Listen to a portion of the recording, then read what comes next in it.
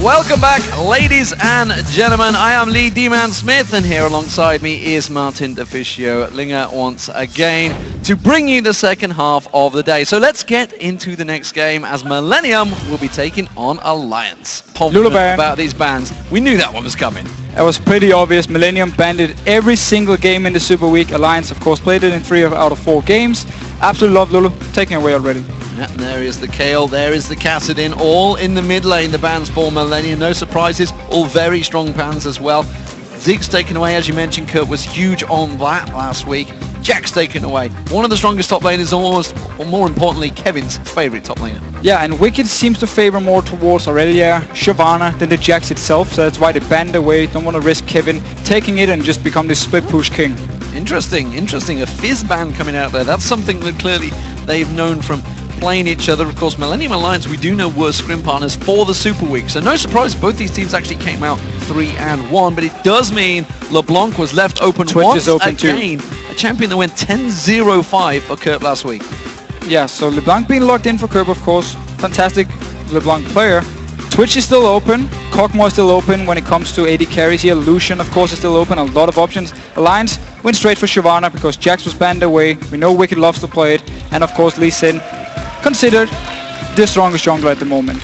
Fast pick and ban phase between these two. Here we go. This is what we thought we may see in Game 1 from Gambit. We will finally see it from Millennium. The Cogmore-Nami combo that has been run heavily in Korea. Yeah, it's such a popular comp because Cogmore, as long as you have some good peel for him, which is what Nami provides, and also with the slow onto Cogmore, it's more kiting. You speed him up as well. There's so many options to help out this Cogmore, so you can just stay in the back and just do all the damage in team fights. It's a very, very strong combo. And also in the laning phase, get a few levels, your long range poke here, you put your E from Nami onto Cogmore and you just start auto-attacking away onto the enemy teams. It's a lot of damage. Not tried and tested coming out from Alliance, of course. It looks like it will be that Thresh Lucian combo. They've yet to pick it in.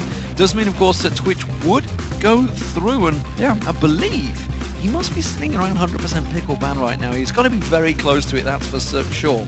So the thing about Lucian here, or if it had been Twitch for Alliance, Twitch against Cogmore is a bit of a hard lane for Twitch. So the Lucian here instead will be able to do a lot against Cogmore, will hopefully for Alliance be able to deny him some CS early on here, maybe even try and go for a kill. So the Lucian pick, also against the likes here of LeBlanc. You don't want this immobile Twitch who can do anything once LeBlanc actually jumps towards you. Lucian, of course, can dash away. Well, we are going to see Cotnex on one of his favourite champions, Kha'Zix. It's a champion that basically got them through back into the summer LCS against Ninja Pajamas, and Trundle back in that top lane. Makes sense up against Shyvana. Of course. Final pick for Alliance, seemingly, could be Froggen on Nidalee.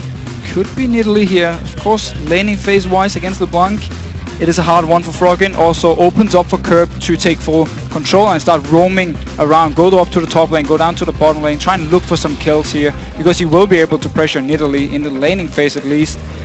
But overall, both teams very fast with locking in here. They definitely knew what they wanted, and both of them are kind of reacting to each other. The Lucian pick instead of the Twitch for Alliance, of course, the Trundle against Shyvana with Jax being banned out, and also picking up Kha'Zix for Cotnex simply because the Sin is already gone.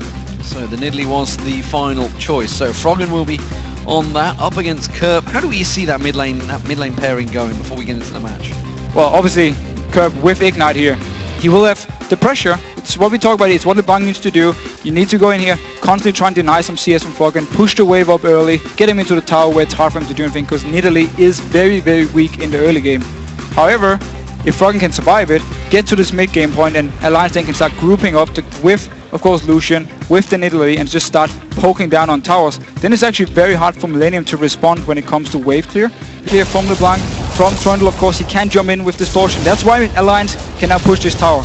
Well, he does jump in, he could get flayed straight away. Oh, there it is! But just use it, there's the Death Sentence, hooks him in! And Shock follows straight through with the Sonic Wave. Nicely done. Gets caught out, but he's going to take the Lantern to freedom. And Kerb couldn't have showed it anymore. That was a perfect example of why LeBlanc can just jump into wave clear, because again, Thresh was ready with the hook, with the flay, locks him down, easy kill for Alliance. Now they're moving into the jungle to get some wards. Oh, in the top lane, sorry. He teleported to it, he picked up a lot of farm, and then he kept farming the waves all the way up. The Wicked had to run all the way up to the top lane. He actually managed to now get a hit in CS. So Kevin keeping that pressure on to Wicked, and This is actually a battle that could easily go Kevin's way if Trundle plays it right against Shyvana, because if Shyvana's going to stack out that armor at the moment, you can see he's going forward towards the Bilgewater Cutlass. I'm guessing he's going to go towards the Rune King. It will be. In there. Connex, though, is waiting, and they've already tried a 2v1 gank on Wicked once. Oh, Kerp in the mid lane. That's actually... the clone. The clone. Thank you, cameraman, trying to catch me out there. Sneaky. So here, they basically want to try and deny the entire wave from Wicked here. He can ult away, they can try and chase him. Flash is still ready. This is not about the kill. This is just about denying Wicked from all this farm here. So he falls behind in XP and also, of course, falls behind goal. But nice hook on Jerry. This is absolutely about the kill, and Tabs executes him perfectly. Again, another fantastic move between Shook and Nif. They are so good at this synergy here, and Wicked is teleporting into this lane. Kevin taking a lot of damage. Oh, he nearly took him down. He might get in the tower. Hits there. Oh! No, he gets away. The stealth mechanics and a great pillar of ice from Kevin stops him dead in his tracks. So, yeah, only the top lane being even here, but for now, it doesn't actually matter for them. And Jirini, you're dead. Oh, Jerry caught out once again, and it's another double combo, this time Shook and his mid laner, and that means the red buff will be stolen away once again. Dragon. Well, Wicked actually did... It's a tidal wave. Well, the tidal wave only catches on to Shook. He got a lantern already. He can just take straight away from that one. The Cullen doing work and taking half the hit points off Kevin there. There's 1,000 hit points down, and the Dragon now getting started off without that tidal wave. This is going to be tricky for Millennium. They're going to go for it though. The Flay doing great work from Nif. It's going to be a pouncing and a steal from Connex. We do see Wicked jumping on towards him, flashes away, gets followed straight through. Wicked managed to lock him down with a kill, and now Creaton may be the focus target instead. Trouble, he's going to go down. This time Kerp will get the kill and secure it. The rest of Alliance are going to come around here. That buff may not be safe though. We do see Shook, he lands the kick but does not follow through, but again Connex had to smite it away. So they at least managed to prevent the blue buff from going over to Kerp, but still they lost a member. And now they're starting the Baron once again. Millennium, they're far, far away. Well, the smite is down, of course, remember. Don't forget, so they know that Connex is not going to be able to jump in just yet. That's going to be on a cooldown time. You can see half of it they don't away. Even know. They have no idea. They're doing the raves. Wicked is actually pushing in, and as you mentioned, they just don't know it's happening. You can see it on your screen that they have no vision of this, and it's a great Baron pickup for Alliance. Well, poke away, you take some damage, you heal it up, and whoa. Kerp going a bit aggressive. Trying to get aggressive on Shook, but he can quickly heal that straight off. He's got the regen, of course, from the Baron, and Niddle his heals to help him out now. They're going to have some range on towards his tower, though, which is a problem. Lucian trying to go for it, but as you see, Kerp getting up close and personal, but the spear manages to find his target. Now they're going to go in. Shook has to flash away from that one, but it was a good kick on Kevin, which knocked up 3 members of Millennium, and now this inhibitor turret will drop. And they also go straight for the inhibitor, and then they can rotate into the mid lane, push the wave down, even go towards the top side if they want, because there's a big wave building up, or they can simply back away, go back and shop with all the gold they picked up from the Baron, of course, and from the tower they just took in the bottom lane. I think with Kerp down, I'm not sure they are going to back away. I thought they may well keep the pressure on. Of course, it is a fairly short cooldown timer, but check this fight out. Yeah, just look here. It's actually Nif landing the hook onto Kevin, and Kirby took a lot of damage when he jumped in, and then the spear coming. Oh, he's just between him and the clone. Going down for it. We see actually pretty good disengage from Jerry with the tidal wave. Using it correctly here, because finally you could actually use it as you're supposed to do it. So it's not enough. Kerb already died. Baron buff onto Alliance. They can take the tower, take the inhibitor.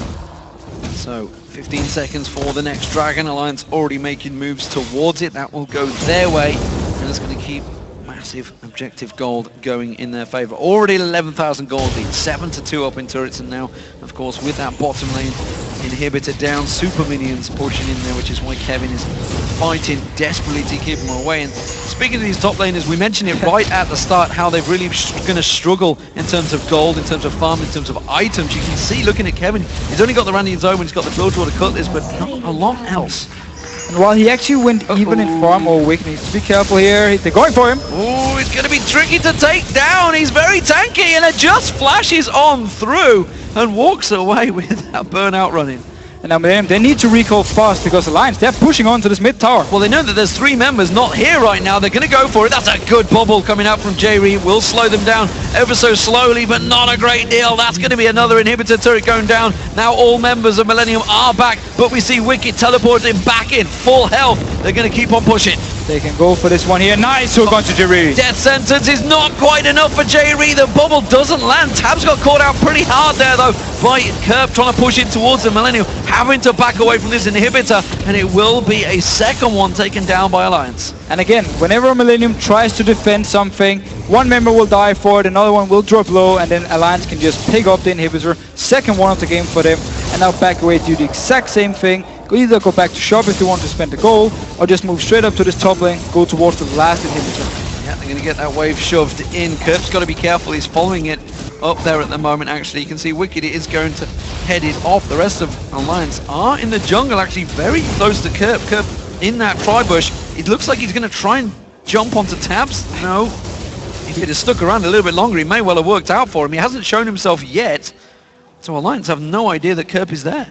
Still though, he's actually going to spot Wicked at this minion wave. Of course, Tabs not even going to run up and try and face check him. But Kirby's basically trying to do what he can do. Just find a surprise pick somewhere, kill a target, extend the game a little bit for Millennium so they can farm away and at least try and get towards some items. I mean, look at Kevin. He only has one item completed and we are 30 minutes into the game. Yeah, they've just been starved out for a long portion of this game. So far it's working near perfect for Alliance. They have, of course, let 2 turrets go down and a single death come through, but other than that, they've had almost full objective control, including the red and blue buffs from the opposition jungle. Alliance pushing in for the final inhibitor. I'm not sure if they really need this one simply, or whether they're just looking for points for their fantasy team, but it seems that they do want to take down this final turret nonetheless. They want to play it safe at least. Connect's going very aggressive here, has to jump out. Home guard's running him in there, quickly bounces straight back out, and that's going to buy time. Alliance moving in, that turret is dropping very quickly. Kevin can't do anything about it, Kraton can't get close to it. Meanwhile, the super minions on the Nexus turret, they're almost taking that down. You can see Kraton having to back away, gets across, gets the kill on Shook. Connex tries to pounce in and pounces out. The Nexus turrets are falling though. Super minions are onto the second Nexus turret. While this is happening, Alliance pushing in, Millennium being distracted. The second Nexus turret's gone down. The super minions driving on through. Millennium can do nothing here. They are helpless to the push of the minions as Alliance will take victory and top the league against Millennium.